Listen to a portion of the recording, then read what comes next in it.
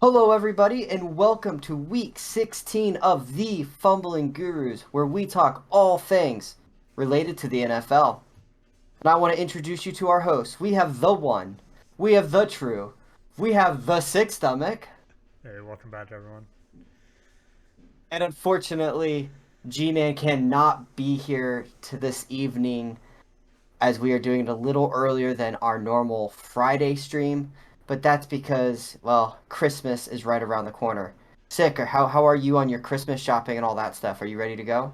I have everything, but we need to wrap it all. We need to do it all prepped. So yeah, at least we don't have to go anywhere. So we got that portion done. That's good. I'm almost there. I've got a couple things left to do, but hey, I'm willing to say that that's better than most years for me. That's usually me in this situation. So I'm proud of myself and my family this year. We got it done. Nice. I forgot to say that I am Finn from Finsational Gaming. Whatever, I jumped the gun a little bit. It happens. I was excited. It's Christmas. I've been listening to Christmas music, trying to get myself in the spirit. And since we're talking about Christmas and the gift that keeps on giving, I think it's nice to start right out of the gate and say, Dick, what is going on with the NFL officials this year? I mean, at least they're consistently bad. I don't know. I mean, there was a couple plays this weekend that even the announcers were like, I don't even know what that call was. There was nothing there. There was no reason to make that call. So yeah, I would like to say hopefully they're not influencing the game, but we've seen throughout this season that that's happened multiple times. So Unfortunately, I was at a little Christmas get together there with some friends, so I was not able to watch last night's games, the Tuesday games, especially against Seattle versus the Rams. mm-hmm. But the Seattle Seahawks had a defensive pass interference that should have been called 100 out of 100 times, according to the way it's been called for the last 5 years. And the official ate the flag, and my dad called me up and he's like, "Man, if I'm so glad I'm not a Seattle fan right now because I'd be livid." And we've seen this just time and time again. Every week it's this is the worst call I've ever seen. And then they flip to the next game and it's, well, maybe not. That's the worst call I've ever seen. It's how do Yeah, you fix it? I don't know. I mean, I think honestly, I don't know. Like you'd say training, you'd say dedicated referees that are, it's their only job. It's what they do day in day out. Something of that nature. Unionize them. Have some type. I don't know. Like what is the answer? Because I feel like they've tried different things. It's been a problem for a long time, and they don't seem to want to fix it. So maybe that's the fix: is to change up some of the actual NFL leaders that are responsible for putting these people in their place for making sure that the games are officiated correctly. Maybe that's a start. Maybe it's not the referees that are a problem. Maybe it's the people that are officiating the officials that are the problem. Start fixing some of them. Yeah, that's definitely a very good possibility. I think something that they need to do is go back and look at the rules. I think there's just too much gray area. You're talking about what's a catch? What's considered a football move? What's Mm-hmm. considered too many steps? I mean, you had a play the other day where the guy went low to try to get through a blocker to go after to make a tackle, and he gets flagged for an illegal cut block. Mm-hmm. And it's just like I understand that, but then you can't hit a quarterback low, but you can't hit him high. But sometimes you can, but sometimes you can't. And some players you can. And then don't even get me started on this taunting thing. I mean, you had earlier in the year the Bucks corner or safety Mm-hmm. walking backwards into the end zone and gets flagged for taunting, and then the next game Lamar Jackson does a front flip into the end zone, not flagged for taunting. Too much gray area. I think they need to tighten that up. Yeah, when you said go look at the rules, I thought you literally meant start by actually figuring out what the rules were. I mean, that may be a good start. Talking about rules, we had a pretty devastating injury to the Tampa Bay Buccaneers where Bruce Arians said that yes, it was a legal hit, but they need to review it. Brady made a comment about saying, I think it was Brady that made the comment about that he'd rather get hit in the head than hit in the knee. Hmm. Chris Godwin, the New Orleans Saints safety, I believe it was, came in, hit him low, and ended up tearing his ACL. What are your thoughts on that hit and thoughts on maybe the potential for a rule change? I mean, I'm biased, of course. I mean, it's my team, it's my player, but man, if you take a look at that hit, I don't think you'd wish that on anyone. Injury or no injury, that was a brutal hit. In case anyone missed it, they went low. You can see his knee snap back as his foot's planted and the guy hits him. His knee kind of snaps back, and then it's so much momentum going that way that he ends up toppling over the player and landing on his head. I mean, that's how bad the hit was. And I agree. I mean, we're talking about defenseless receivers, right? It's been focused on the head injuries and leading with the helmet and things like that. But this is the same thing to me. Like I said, he has his foot planted. He's catching the football. He's turned around. He doesn't even see this guy. The guy hits him blatantly in the knee. What else is going to happen? And I think if we're talking about, jumping into some of the Saints' previous history, they've had that MO of going out for players occasionally. And there was the bounty issues a couple of years ago. I don't know if it was ever proven to anything, but are back to the same thing. Does this not look like someone was out there to, purposely do this to a player? I don't know, but it doesn't look good. That hit looks like it was meant to injure someone, and clearly something needs to change.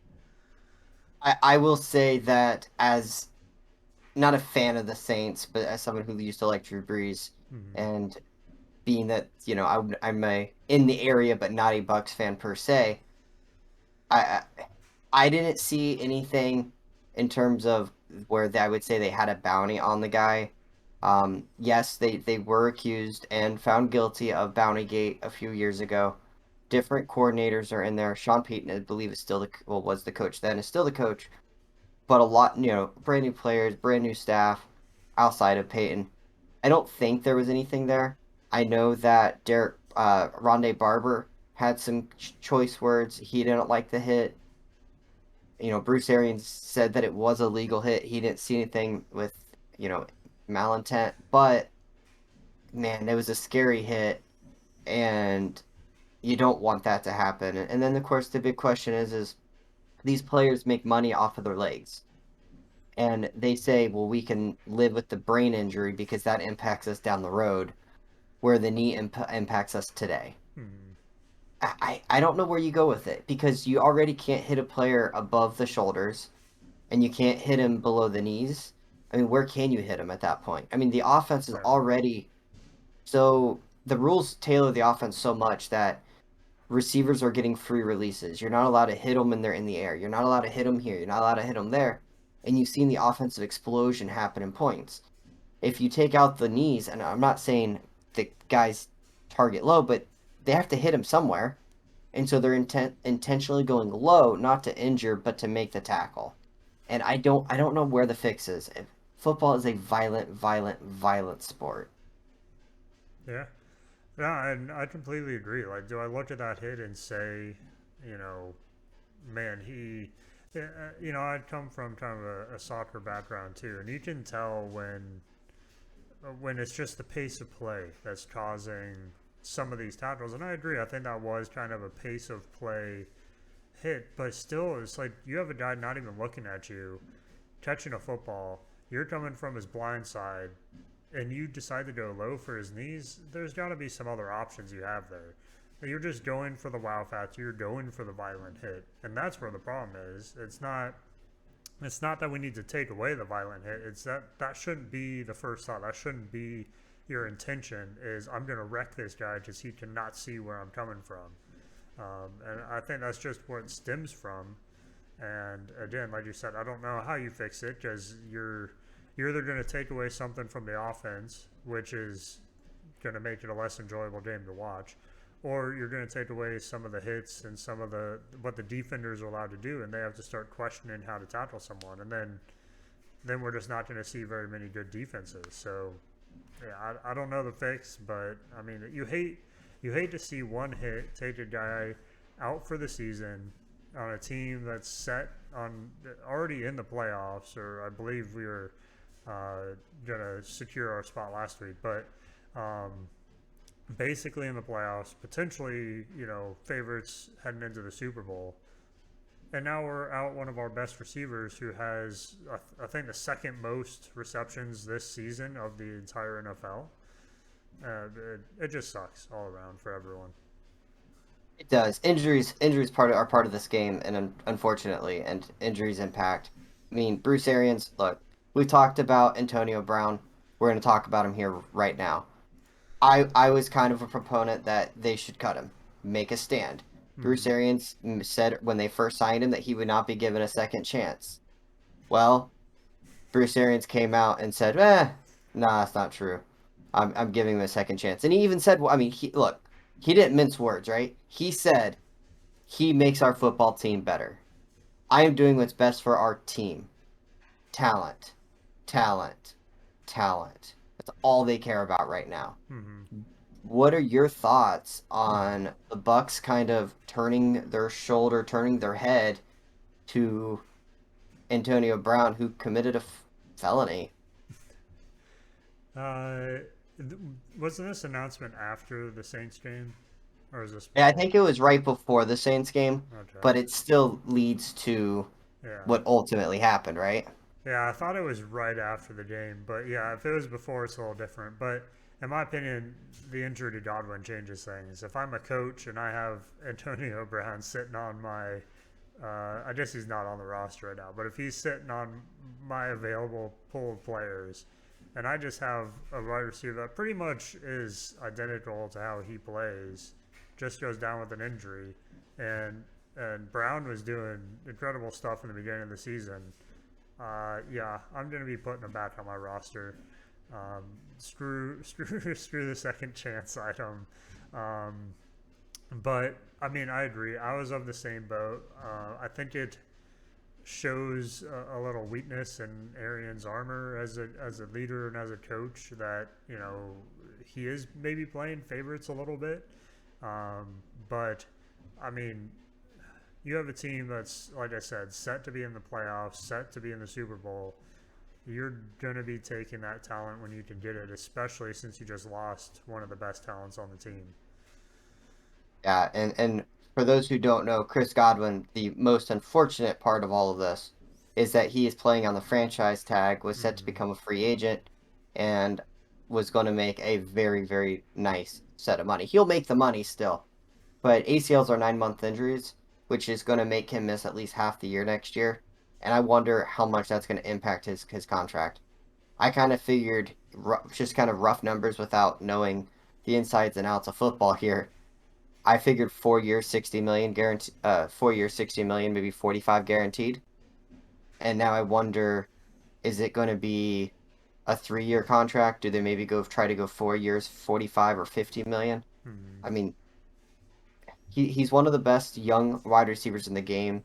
His run blocking is, there is no better wide receiver at run blocking than him. He's willing to do the dirty work. He has great hands, good run after catch ability. He does a little bit of everything, and that's a big, big loss.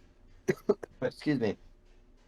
And Antonio Brown helps, but man, I think it shows that Bruce Arians isn't the one who runs this team, and that it's the just as old quarterback Tom Brady, AB's best friend, that has a whole lot more input than Light and Arians like to admit.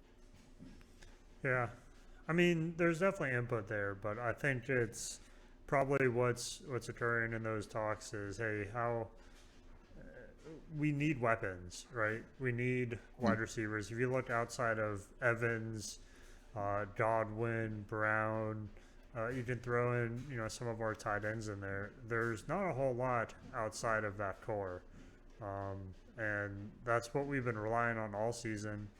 And they don't want to give that up. They were 2 games away from the playoffs, and you need to start honing that in. Yeah, look, talent. You see it in the NFL all the time. If you're talented, they're willing to give you a second, third, fourth, fifth chance. Mm, And Antonio Brown was a Hall of Fame talent at wide receiver until until the off the field issues caught up to him. So we'll see how it all plays out. I mean, I think if you're trying to make a Super Bowl run and you don't care about putting good guys, good people on the football field, you do it, and that's what they're doing, and we'll see what happens. I want to talk about though a team that's hot and that's on a huge win streak. The Detroit Lions. My goodness, Owen, whatever, to a two-game winning streak. Did you see that one coming? No, partly because I picked Cardinals to beat them last week.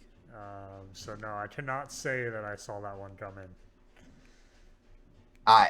What a weird week all the way around. And I'm going to kind of tie in another topic with this as well, which is fantasy football. But you had the Detroit Lions win against the best record in football, Arizona Cardinals.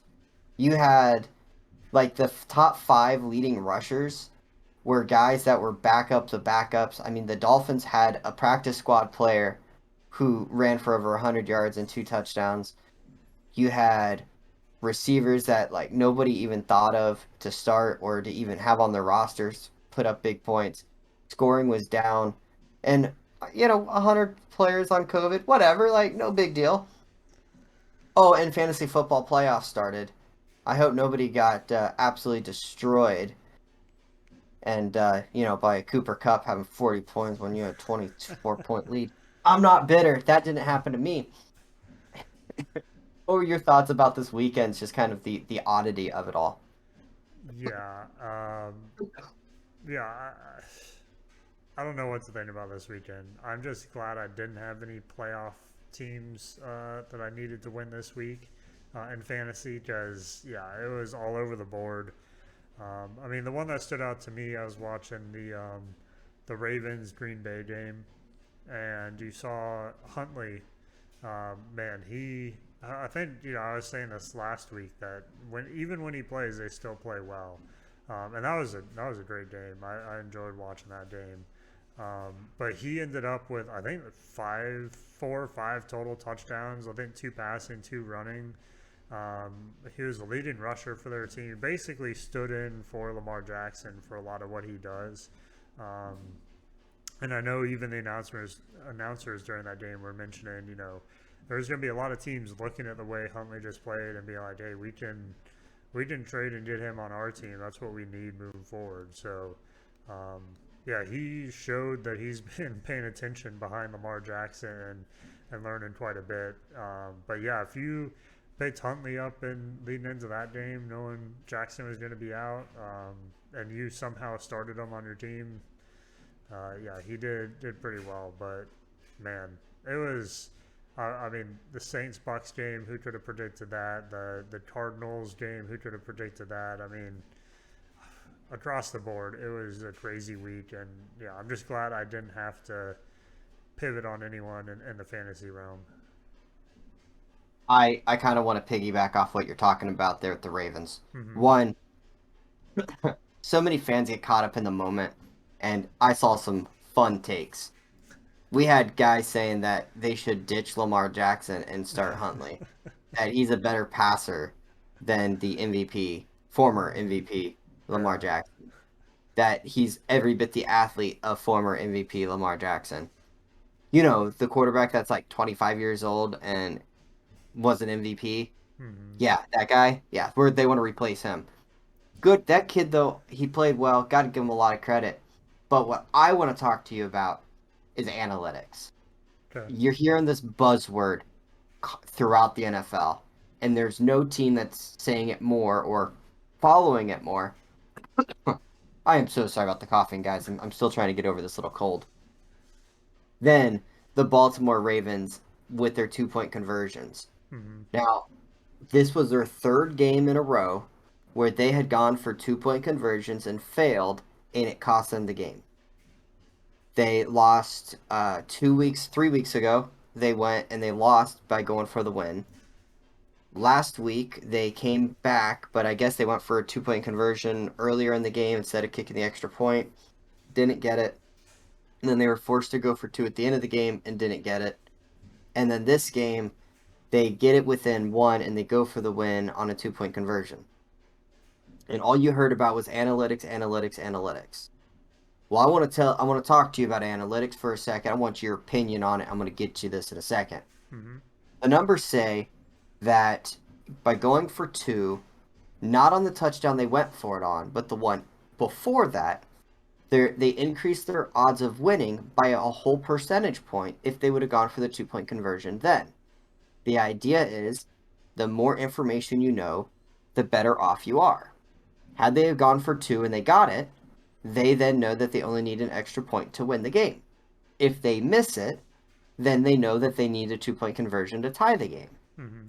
And so, and the numbers show that you have about a 50-50 chance of converting a 2-point conversion. They are 2-8 on, I believe it is, or 2-7 on 2-point conversion. That's a different story. That's on them, but that's what the numbers show. Mm-hmm.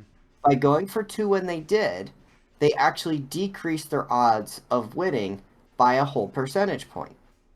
Now, I don't remember what the numbers were exactly, but it was something like 32% chance of winning if they kicked the extra point, and it was a 31% chance of winning by going for a 2-point conversion there. So, when you hear the word analytics, what do you think about in terms of the NFL? And what are your thoughts on analytics being used more frequently within the NFL? Yeah, so I'll start off with kind of the use case you provided there with the Ravens, just because it's top of mind, and I have a couple things to say about that. So I think it's a little. I don't feel like you can really use that for this use case. So the Ravens went for two as one of the final plays of the game, trying to get ahead and not have to worry about going into overtime. They lost by one to the Packers last week. So if they would have, just kicked the ball almost, I think there was like a minute left on the clock, less than a minute left on the clock. So pretty much guaranteed overtime. If you go for two, pretty much guaranteed winning the game. So yes, it may have decreased their chance, but that's because they were going for the win of the game.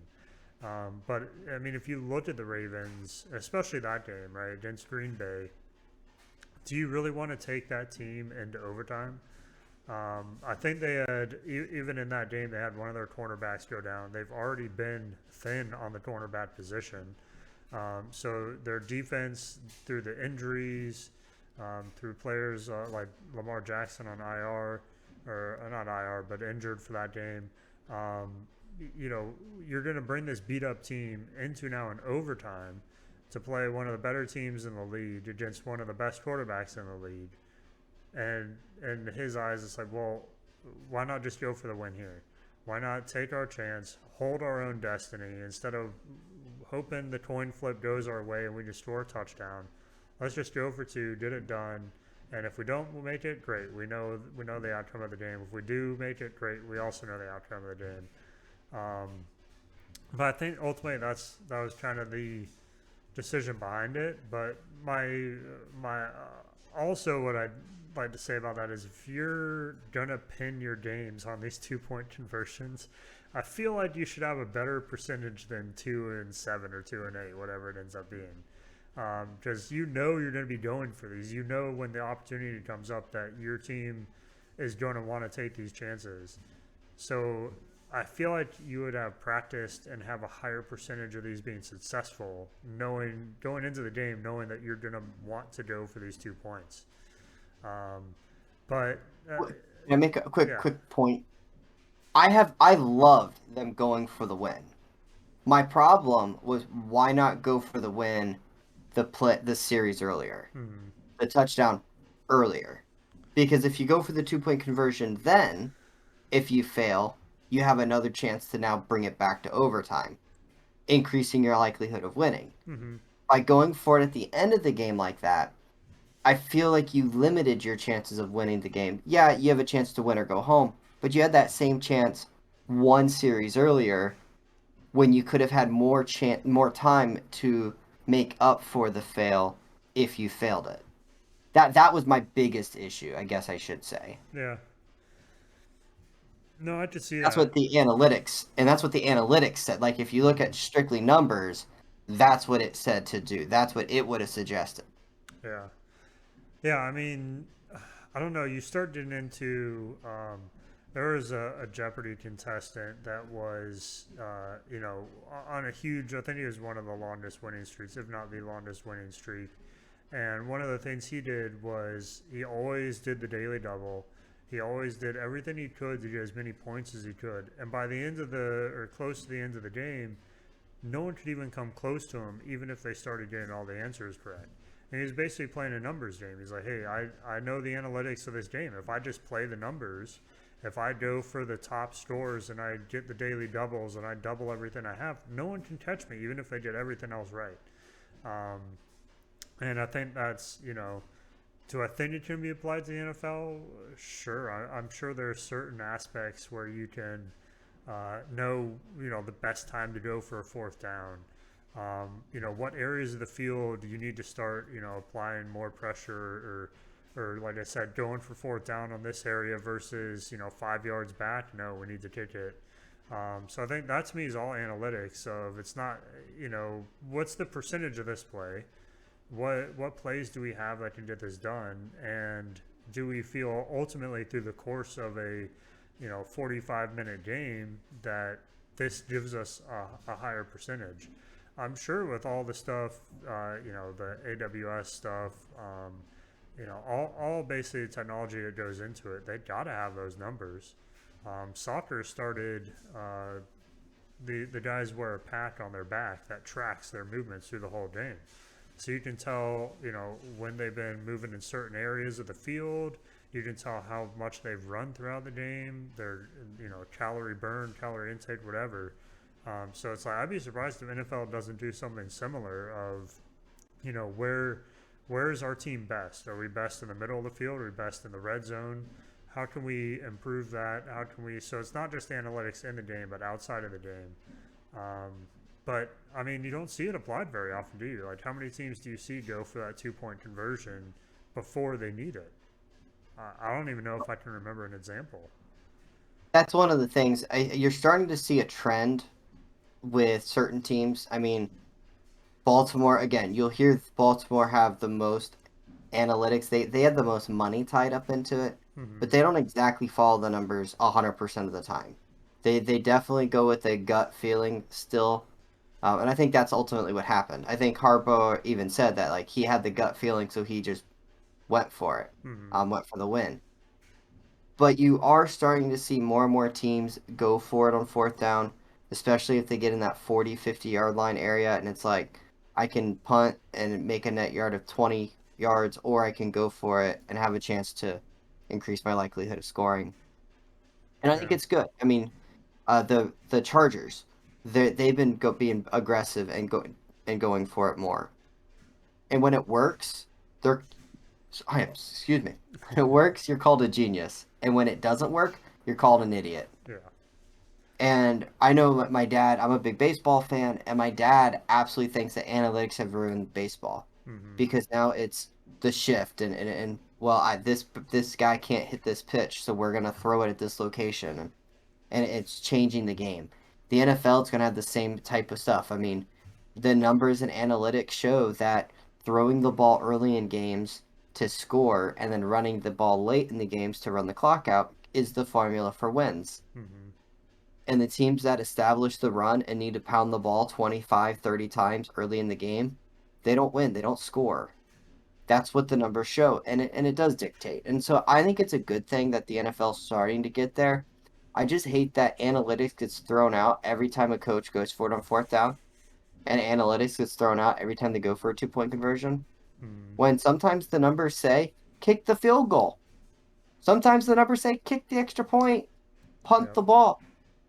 But that's not what people like to talk about. They like to talk about the failures of the fancy word. Yeah. I mean, that's the thing, right? It's the if you go for it and make it, no one remembers that play. If you go Nope. for it and miss it or don't get it and they go down and score a touchdown, that's all everyone's going to talk about. Why the hell did you go for it on fourth down?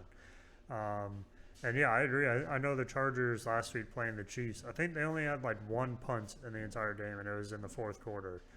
They went for it every other fourth down, and look, they had a chance to win that game. They were only a touchdown behind the Chiefs.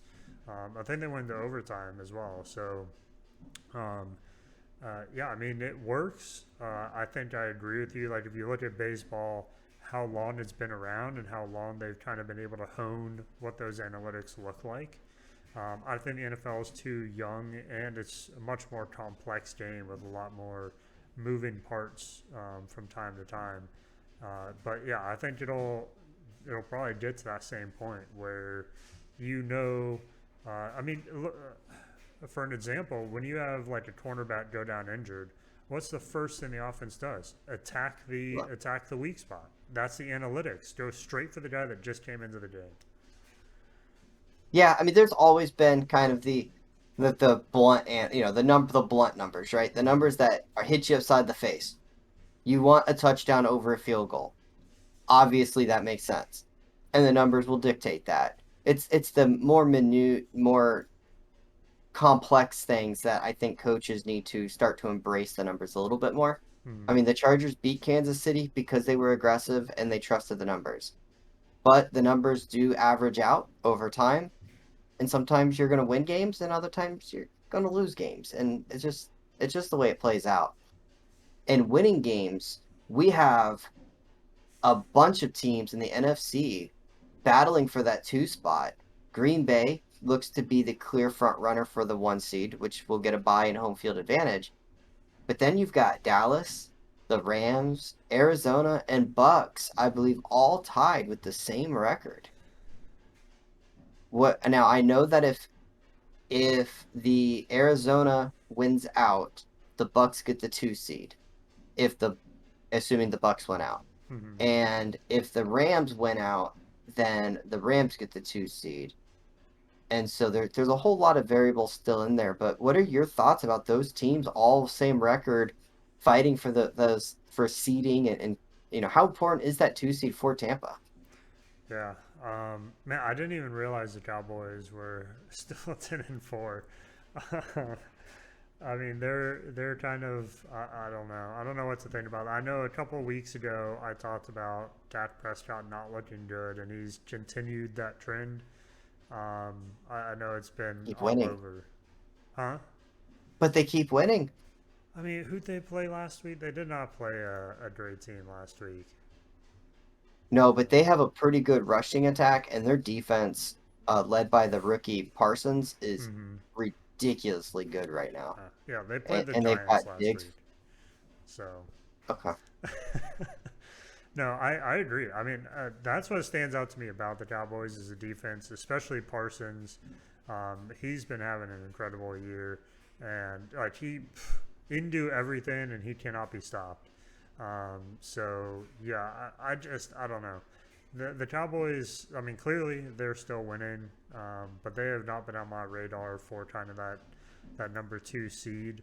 Um, Man, the Bucks would of course like to be in that, um, but man, it's not. I don't know. The Saints, I'm hoping, was an outlier. I know heading into that game, it was something I talked about where they always seem to have our number, no matter how good we are or how bad they may look. They had Taysom Hill as their starting quarterback, and we didn't even score points against them. Um, we didn't even. I don't even think we had. Looking at some of the analytics, Zero, zero yeah, red zone attempts. nothing in the red Ridiculous. zone. I think the 21-yard line was like the closest we got to it. Um, Yep. so I mean, that if you're looking at numbers, you're looking at our performance. That is not good heading into this week. Hopefully, again, it was an outlier. I know it was a primetime game. You would think that wouldn't throw people off, but division rival, primetime game. I'm sure just a lot more pressure than normal. Um, And Brady has a bedtime at 9 p.m. Uh, you're not he, wrong. Uh, he's getting up there in age. He goes to bed at 9 every mm, single night. Monday night games are late. I believe if you look at his numbers, he tends to struggle at night games mm. a little bit. It didn't impact him in the playoffs. Maybe he gets himself a shot of some sort of enhancement, I but mean, won't go that route. you're not wrong. To me, he was a little. He was definitely off. There was multiple throws, multiple plays. Whereas, what are we doing here? You know, what are we Just looking throwing at? tablets. Yeah, I don't even want to get into those memes all week. Um, I would like to, since G-Man messaged me, I would like to read you his thoughts on the Bucks game. So G-Man, when you watch this, uh, you're welcome. Bucks lost to the Saints. Tom Brady looked like the biggest baby I've ever seen after the loss. Sorry, sick. no comment. It was a rough game all the way around. It was a rough game for the receiving. The defense played well, but their offense could not get going. It seemed like every time they got a little bit of momentum, Ronald Jones took off. Then they decided to give it to Vaughn, and Vaughn looked awful. Hmm. And the injuries to Mike Evans with the hamstring, Leonard Fournette with the hamstring, they forced to go out and sign Le'Veon Bell. Tampa does not look the unbeatable force that teams thought they were coming into the year, but can you they're going to be back for the playoffs, so can we you don't want to discount or start to belittle this team.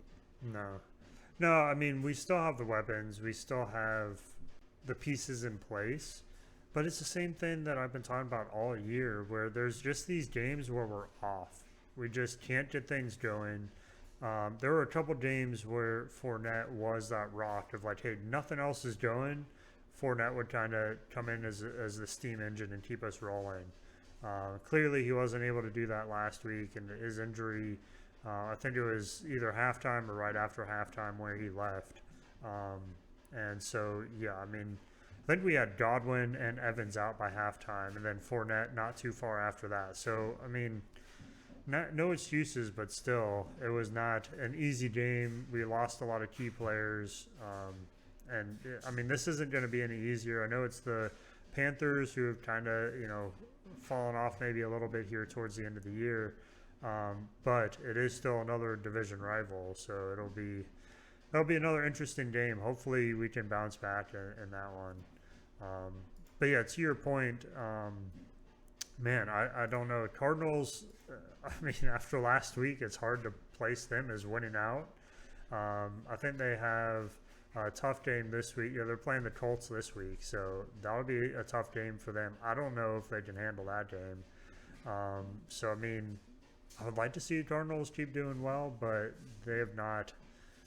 Ever since the bye week and the injuries to was it Hopkins and Murray, they kind of haven't bounced back from that quite yet. So maybe they'll get it going this week.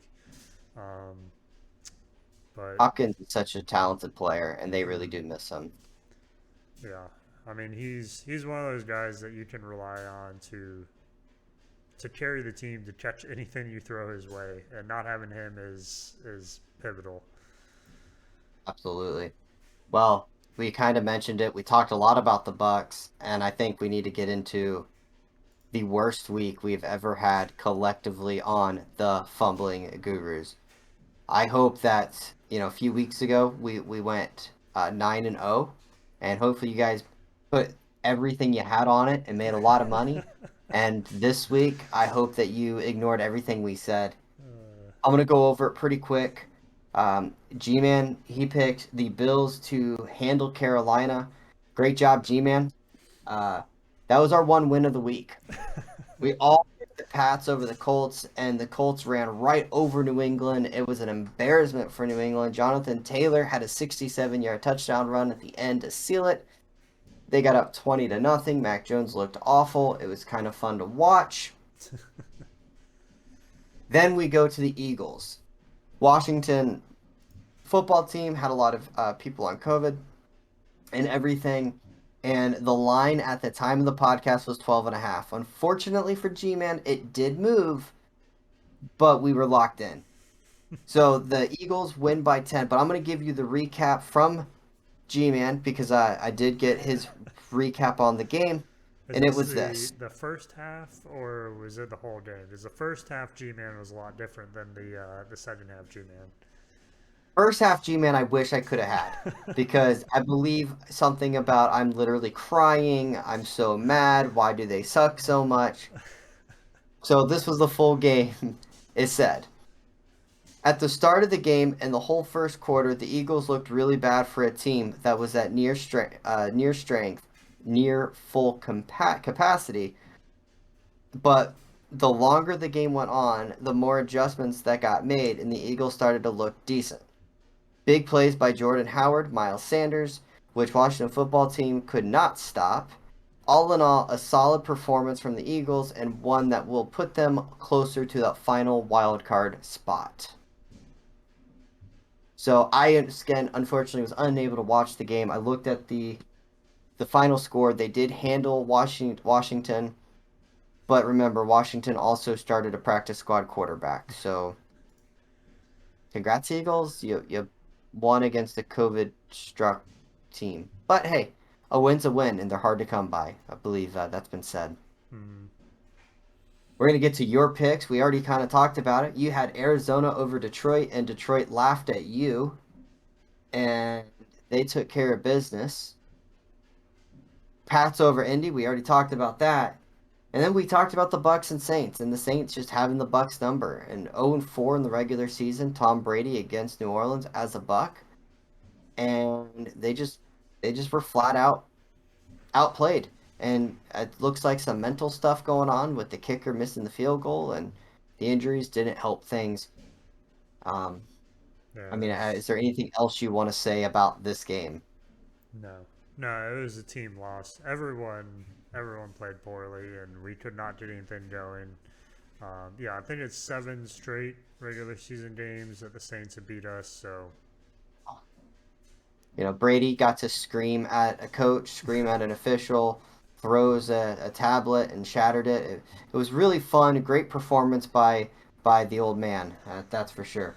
yeah, Well, my picks. he got ticked Go ahead. off by a couple of the defensive players that game for sure. I mean, when you don't score any points, it gets to you. Yeah, I had Green Bay over Baltimore. Baltimore battled and Green Bay won, but they did not cover. New England, we talked about. And then we have Miami over the Jets. And let me just tell you how this game went real quick. Miami looked like they were going to control this game from the get go, but the Jets said no and they scored quick. And then I was like, oh boy, this is not what I want to see. I was back on the fire everybody bandwagon. And then the Dolphins kind of settled in. They made the adjustments. The defense came out and just shut down Zach Wilson and the New York Jets. The offense looked, well, not good. Tua did not have a very good game. But you know what? They scored 31 points. Tua threw a pick six to tie the game up, and then Tua went right down the field and scored the game winner. We had one of the funnest celebrations and best celebrations on the year when big man Wilkins catches a touchdown pass. He does the Dolphins leap into the stands where the fans could not carry him. He then did a little break dance, did the worm, and then windmilled it out of there. That's what I'm talking about. Big men scoring big touchdowns. Let's go. he had to Miami's on a 6 game winning streak and is now 500. he had to pull out all his moves. He had to get them all done in one shot. You know. Can you blame him? He kept, apparently, that play has been in the playbook for some time, and he has begged the coaches every week to, this is the week, this is the week, this is the week. Oh But god, finally, his chance. awesome. That was fun. So I'm gonna go over G-Man's picks right away. You good with that? Just to kind of get it out of the way. Let's do it. So his lock of the week, he has Green Bay over Cleveland. He says Aaron Rodgers, he's been immunized, he's good to go. He's got that fake, he's the media knows what's going on. There's no fake vaccine card. He's legit. And Cleveland is still dealing with COVID. They're beat up. Let's go Green Bay over Cleveland, 7 point spread. He says it'll be no issue. Technically, it's 7.5, but he told me 7, so I'm gonna say 7. Uh, Then his upset of the week, he has the Colts over Arizona. Arizona's a 1 point favorite. They look to struggle to tackle the Detroit Lions third string running back, and now they're facing some guy named Jonathan Taylor who leads the league in everything. mhm. Good luck. I like the pick. And then the Giants against the Eagles. We know that the Eagles lost to the Giants a couple weeks ago. He was very unhappy. In our Discord, he changed his name to Man33 because I made fun of him for the G must stand for Giants fan. Well, he had initially that the Eagles were in fact going to cover. But then COVID and the head coach is on the list and he says, I don't know. Put me down for the Giants hovering the 10-point spread against the Eagles. So if I had to guess, I think he thinks the Eagles will win, but 10 points is a lot to cover, and he does not believe in the Eagles. So he's basically picking the Giants at a plus 10. Interesting. And I can get behind that. I certainly can understand why he would say that. Let me make sure here real quick that he didn't give any sort of other explanation. Sure. Yeah. Uh, While you're looking that up, my upset was the same, so I'll kind of start there. okay. Yeah, I saw that game, Indy versus Arizona. Um, I have some concerns. I think Arizona can pull off the win, but yeah, the way they played last week and the way they covered the run, and with Jonathan Taylor, no one's been able to stop Taylor yet this year. So yeah, I think if he remains unchecked, it's going to be no question the Colts are going to pull out that win as well. Yeah, he didn't say anything else. So you have the Colts over Arizona. Well, I'm going to tell you my upset. Initially, I had Colts over Arizona, but I said not today. I said we've done this twice now. Every Uh, time, actually, was that the third time we did it? I think it was the third time we had the same upset, Probably. and every time we have been wrong. Hmm. And I said not today. So I said I have a feeling that they're going to pick that. So I started scouring. I looked left. I looked right. I looked high. I looked low. And I have the Bills beating New England in a revenge game. They can't run the ball every time now. The Hmm. wind is not going to be blowing 75 mile an hour. They're going to have to face Josh Allen in that Bills offense, and they don't get the wind as a defense. Hmm. They're going to have to trust the rookie quarterback to throw against that tough Bills secondary. I don't know if the rookie's got it in him. So I actually have the Bills beating New England. Yeah, I mean the Bills are pretty much a do or die right now. Their playoffs are dwindling each time. I think they've got to be on at least a 3 or 4 game losing streak. And I think for them, they have to win this game. So I think there's going to be a lot more behind it. But yeah, I think it's also like you said, they want revenge for that. Uh, I don't know if you call it an ice bowl or not, but that windy Wind game. bowl. Yeah, the wind with the cold. Yeah, they want some retribution there. Yeah, I'm not necessarily in love with that pick, but I agree with that. I mean, the Bills need this win, and the Patriots need it too. And I just think they split the series, and the Patriots got lucky with the win bowl, and I just don't see it happening again. So, to your lock of the week, what do you have? So this week, taking a look, it was a team that I kind of watched a little more closely, and we had actually talked a little bit about them earlier. But I picked the Chargers over the Texans. What's the spread on that? 10 points, I believe. But yeah, I think the Chargers have been playing well. I think they have a pretty overall well-rounded game. Um, they have Eckler, they have a couple different wide receiver options. Herbert's been doing well. Yeah, I think heading into that game, they've been tested too, especially last week against the Chiefs, and shown that they can compete against those types of teams. So I think heading into this week and versus a Texans team that shouldn't be much opposition. I know I said this again last week when the Cardinals were playing Detroit, but hopefully that doesn't play out again. I will say that the Texans defense to me is always a little scary because sometimes they play well and other times they just flat out stink. Hmm. So, what Texans defense are you going to get? Now, starting the rookie quarterback does help. I know that they still don't have a running game. They're poorly coached. They're a bad team. So I like it. I like where you're going. I went a little different route because I struggled mightily. And I am going to do something that you've heard me say that I don't do. San Francisco is playing the Titans. I am not a San Francisco believer. We know this. I have said it time and time again that San Mhm. Francisco is not a good team. And the Titans are a decent team. So I have San Francisco beating the Titans. Now, they have to travel to Tennessee. They are a 3-point favorite. As a road team, that's always scary. I think they're three. Are they? Yeah. Let me double check that real quick. Um, sorry, I wrote down that they're yeah. San Francisco is a 3-point favorite. That's a little scary, but I think they got it in them. They got that running game that's scary. Their offense is kind of figured out, and their defense is pretty good. So we'll see. But what do you think on that one? I kind of see you look a little surprised. I'd say more so surprised you picked them than anything else. It was a game I looked at because I think the 49ers have been doing well last couple weeks. Garoppolo's been consistent. Not necessarily anything crazy, anything great, but he's been keeping the team going and winning. They're 8-6. Titans are a little beat up. Of course, missing their star running back, some other key players, but Julio Jones again. AJ Brown is still not back. yeah. So I mean, they're beat up. They're still a good team though. They've still been winning despite some of those weapons missing.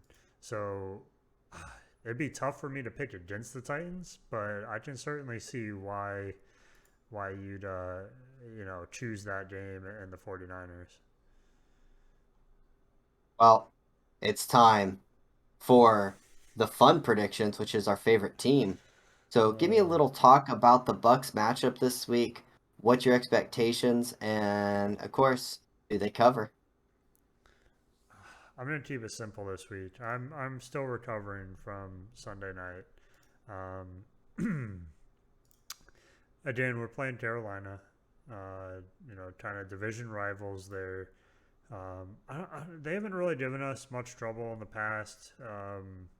Not like the Saints. I would always pick the Saints as kind of our main division rival, but the Panthers have been kind of that number two for a while. And I think, I'm not too worried about the Panthers. What I'm worried about is more us bouncing back from the previous game, losing some players, having some injuries, going through that motion. Like you said, we signed Le'Veon Bell. How is he going to play into the game? Is he going to play into the game? Is he going to get up to speed? Whatever is needed, things like that. Um, I'm really tempted to say that the Bucks will not cover. It's a 10-point spread, so it's two scores to cover. I'm very tempted to say that, but if I say that, the Bucks are going to come back and destroy them. So I am going to go with the Bucks destroying them and covering the spread, but my gut is saying not to. So that's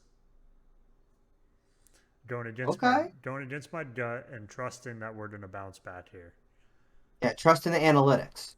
I guess something like that. I don't see the Bucks losing back-to-back games. I think they walk it. I think they're gonna win, and it's a matter of, can you stop Cam Newton and Sam Darnold because Sam's back, Hmm. and I don't like their quarterbacks. And the Bucks defense is still decent, so I think they walk out of there with an easy win, give them some breathing room. I know I said last week with the Saints that that's always a bit of a hesitation, but that look at the quarterback Taysom Hill. Well, Taysom Hill is garbage. Why am I mentioning Taysom Hill again? Because Miami plays New Orleans on Monday night, and Taysom Hill is trash. Taysom Hill is not a quarterback. Taysom Hill is a special teamer and a tight end and a gadget player. So if you want to let him drop back and throw the ball 30 times, be my guest. And if you do that, Xavier Howard will have an interception. Javon Holland very well may have an interception. You're probably going to get a forced fumble, a couple batted passes, and it's not going to be very pretty. They scored 9 points against the Tampa Bay Buccaneers. I don't think they're going to score more than 9 points against the Miami Dolphins. They are a 3-point favorite against the team that's got a 6-game winning streak. I think Tua bounces back and has one of his better performances on the year. I think that scary Saints defense is not as scary against the Dolphins offense as it is against the Bucks offense. Miami knows that they don't have a good offensive line, so they get the ball out faster than any other team in the NFL. The Dolphins aren't very good at running the ball. So the fact that the Saints stopped the run isn't a big deal. We don't run the ball well anyways. So I think the Dolphins win this game outright, to be 100% honest with you. Give them 3 points, and I take that all day. Your thoughts on Dolphins versus Saints on Monday Night Football in New Orleans? Mm-hmm. I want to say, just based on how badly we got beat last week, that the Saints are a great team, and I don't know what you're talking about. But when I look at it, I do think the Dolphins are a little more built to play against the Saints team. I think that's one thing the Saints do well, though, is, and we saw it with the Buccaneers, they know the Buccaneers probably a little better than they know the Dolphins, but they come in and they play you by taking away your strengths and making you play your game differently than what you're used to. So I think the Dolphins are a little more centered around being able to combat that with a little more mobile quarterback. Like you said, their offense is spread out a little bit more. It's not really centered around certain guys. The one thing that does worry me is the run game. Without much there, basically be relying on Tua. But from We that had a practice aspect, squad guy that rushed for 100 yards. I mean, what more do you want? yeah, I don't know. I see your viewpoint and I agree with it. But just after last week, I just want the Saints to win to prove that yes, they are as good as they were last week, and it wasn't just the Bucks twiddling their thumbs. But we'll If see. they had Jameis Winston still, I would be more nervous. Mm-hmm. When I see Taysom Hill, I'm just not nervous. Miami has played Josh Allen. Miami has played Lamar Jackson. Miami has played Zach Wilson. Not that Zach Wilson's a great quarterback here, but those are all.